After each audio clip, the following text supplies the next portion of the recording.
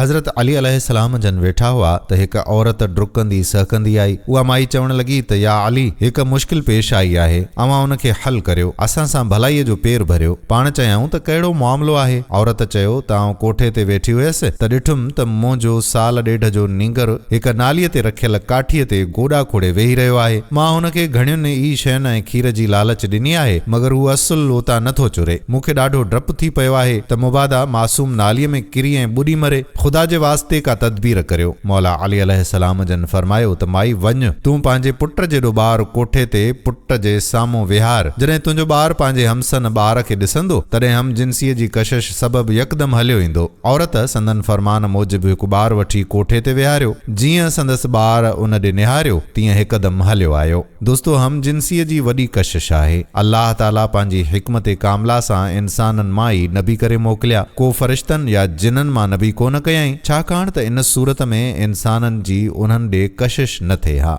दोस्तो, वीडियो पसंदि आई हुजे त वीडियो खे शेयर ज़रूरु कजो।